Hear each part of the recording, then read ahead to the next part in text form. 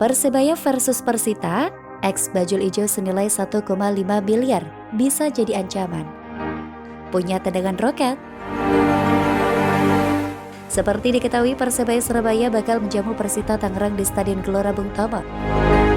Jelang lawatan ke GBT, Persita Tangerang punya satu pemain yang pernah membela Persebaya, yaitu Abu Rizal Maulana. Pemain yang akrab disapa Rizal Rodek membela Bajul Ijo sejak tahun 2016 hingga 2021 silam. Berdasarkan catatan Transfer Market, Rizal Rodek memiliki market value senilai 1,5 miliar rupiah. Ia musim lalu membela PSM Makassar dan Persiba Balikpapan. Tak mendapatkan menit bermain yang cukup, Rizal akhirnya diboyong ke Persita Tangerang musim ini. Rizal yang baru bergabung bersama skuad pendekar Cisa Daniel langsung menunjukkan keunggulannya. Pemain berusia 27 tahun itu sempat mencetak gol kemenangan timnya saat melawan Dewa United pada laga Piala Presiden 2022 lalu. Tendangan roket dari luar kotak penalti menghujam gawang Tangsel Warrior.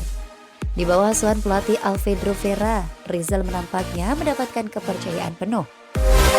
Itu terlihat saat pemain kelahiran Sampang Madura itu dipasang menjadi starter saat Persita berhasil menundukkan Persik Kediri 2-0 di laga perdana BRI Liga 1 2022. Kemenangan atas Persik Kediri itu bakal jadi modal apik bagi Persita Tangerang sebelum bertandang ke markas Persebaya Surabaya di pekan kedua. Adapun laga Persebaya versus Persita Tangerang bakal digelar pada Senin 1 Agustus 2022 mendatang. Abu Rizal Maulana merupakan laki-laki kelahiran Sampang 27 Agustus 1994 silam. Mempunyai tinggi 168 cm, Abu Rizal merupakan pemain berposisi back yang memperkuat Persebaya Surabaya sejak tahun 2016 silam. Pemain dengan sebutan Cak Rodek ini juga jadi sosok di balik bangkitnya Persebaya Surabaya di persepak bolaan tanah air. Cak Rodek turut serta membawa Bajul Ijo promosi ke Liga 1 usai menjuarai Liga 2 pada musim 2017 silam. Selain itu, ia juga menjadi bagian saat Persebaya menjuarai Piala Dirgantara, Piala Gubernur Jatim, dan runner-up Liga 1 2019. Berdasarkan catatan Persebaya, Cak Rodek yang mempunyai nomor punggung 22 telah memperkuat Bajul Ijo sebanyak 50 kali di Liga 1. Abu Rizal Maulana diketahui mendapatkan gelar sarjana dari Universitas Negeri Surabaya, jurusan Pendidikan Kepelatihan Olahraga. Penguji Rodek Muhammad Faruk yang juga sebagai lektor kepala di Universitas Negeri Surabaya, Fakultas Ilmu Keolahragaan mengatakan jika Rodek lulus dengan nilai baik. Rizal ini bisa dikatakan sebagai contoh sukses akademik oke, prestasi oke. Menurut saya, skripsi Rizal dapat dikatakan lulus dengan nilai yang baik. Tapi apakah dia sebagai lulusan terbaik itu? Kami harus mengkalkulasi dengan yang lainnya. Tutur M. Faruk.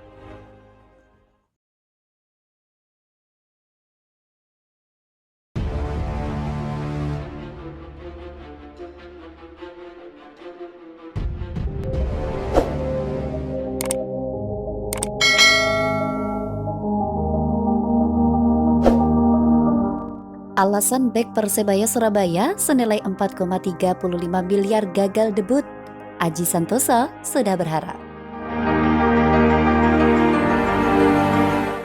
Bek asing Persebaya Surabaya Leo Lelis gagal catatkan debut resmi bersama Bajul Ijo di Liga 1 2022 lawan Persikabo 1973. Aji Santoso padahal sempat berharap Leo Lelis gagal catatkan debut bersama Persebaya Surabaya di Liga 1 2022. Pemain seharga 4,35 miliar berdasarkan situs Transfer Market itu absen akibat cedera yang dialami. Cedera tersebut didapatkan oleh Leo Lelis saat skuad Persebaya Surabaya menjalani tes Full2Max beberapa hari yang lalu. Pemain asal Brazil itu bahkan dibawa Aji Santoso ke Bogor untuk dilihat perkembangannya. Namun karena tak mendapatkan kemajuan signifikan, akhirnya Aji harus mengistirahatkan sang pemain jelang kick-off pertandingan antara Persikabo versus Persebaya. Lelis akan disimpan untuk lawan Persikabo. Dia memang kita bawa untuk melihat perkembangannya, tapi hari ini kita putuskan untuk mengistirahatkan dia.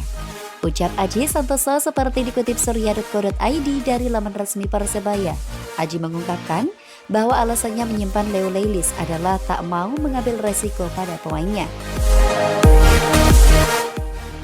Kita jelas tidak mau demi satu laga justru membuat cederanya makin parah dan makin lama penyembuhannya.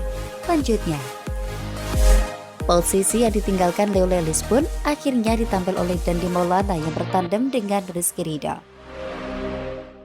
Rizwan Louhin yang jadi satu-satunya opsi bek tengah tersisa pun akhirnya dimasukkan di babak kedua untuk menggantikan Dandi Maulana. Absennya Leo Leilis ternyata harus dibayar mahal oleh Persebaya Surabaya. Salah antisipasi yang dilakukan oleh Dandi Maulana saat menghadang Dimas Derajat membuat wasit Ken Lawita menunjuk titik putih. Gustavo yang menjadi eksekutor pun berhasil menuntaskan tugasnya dengan baik di menit 53. Pelatih Persebaya Surabaya Aji Santoso pun menyadari kesalahan antisipasi tersebut. Menurutnya, bola yang coba diantisipasi pemainnya itu bukanlah bola yang berbahaya. Sebenarnya tadi bolanya tidak berbahaya. Cuma pemain kami salah mengambil keputusan, akhirnya terjadi penalti. Saya selalu mewanti-wanti untuk hati-hati tidak melakukan pelanggaran, ungkap Aji Santoso usai laga. Ini pelajaran untuk pemain saya untuk lebih tenang ketika menghadapi 1 lawan 1, tambahnya. Padahal Aji Santoso menilai secara permainan cukup berimbang. Persebaya yang di laga status tim tamu memberikan perlawanan, termasuk soal tidak mainnya bek asing Persebaya di liga ini yang menjadikan lini pertahanan semuanya pemain lokal. Sebenarnya tidak ada masalah, cuma tadi terburu mengambil keputusan, jelas Aji. Tetapi inilah sepak bola, baru awal, masih banyak pertandingan. Tapi dengan kekalahan ini saya akan segera evaluasi agar di pertandingan kedua lagi lebih baik, pungkas Aji Santoso. Sementara salah satu pemain Persebaya, Brilian Algama, juga ungkapkan hal yang sama. Meskipun kami tidak berhasil meraih 3 poin di pertandingan pertama, tapi kami bisa mendapatkan pelajaran di pertandingan tadi. Kami akan evaluasi dan benahi untuk pertandingan selanjutnya, jelasnya. Di laga selanjutnya, Hegor Vidal CS bakal bermain kandang menjamu Persita Tangerang di Stadion Gelora Bung Tomo, Surabaya pada Senin 1 Agustus 2022.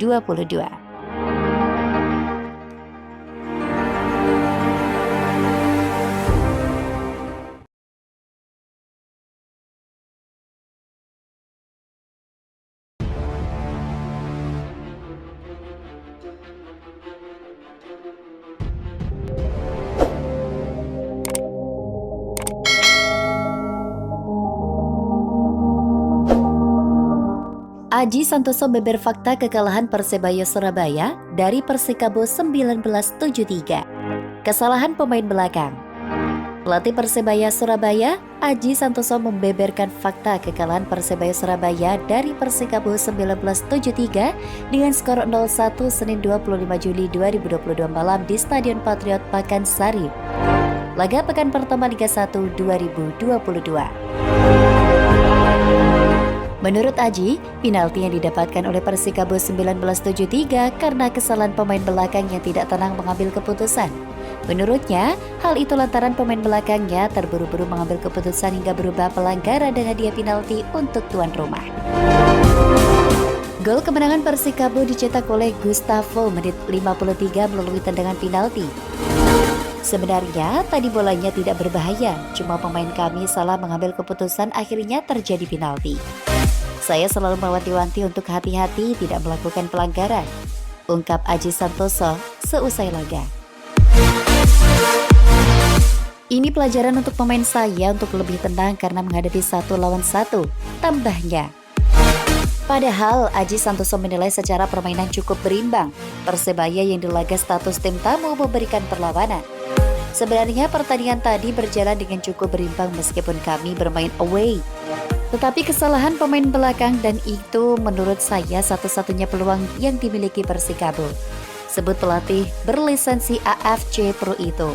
Aji Santoso tidak memungkiri bahwa awal laga pemainnya sedikit kesulitan, apalagi sebagian pemainnya baru pertama mentas di Liga 1. Ada beberapa pemain saya yang baru pertama kali merasakan kompetisi Liga 1 dan itu menurut saya normal, jelasnya. Termasuk soal tidak mainnya bek asing Persebaya di laga ini yang menjadikan lini pertahanan semuanya pemain lokal. Sebenarnya tidak ada masalah, cuma tadi terburu mengambil keputusan, Jelas Aji. Tetapi inilah sepak bola, baru awal, masih banyak pertandingan. Tapi dengan kekalahan ini saya akan segera evaluasi agar di pertandingan kedua lebih baik lagi. Pungkas Aji Santoso. Sementara salah satu pemain Persebaya, Brilian Aldama, juga ungkapkan hal sama.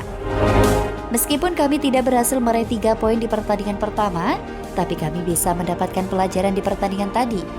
Kami akan evaluasi dan benahi untuk pertandingan selanjutnya. Jelasnya. Hasil ini memperpanjang catatan minor Persebaya di laga perdana Liga 1 4 musim terakhir yang puasa kemenangan. Kalah 3-1 dari Borneo FC, Liga 1 2021-2022. Imbang 1-1 dari Persik Kediri, Liga 1 2019-2020. Kalah 2-1 dari Bali United, Liga 1 2018-2019. Laga kedua Persebaya akan menjamu Persita Tangerang 1 Agustus 2022 mendatang.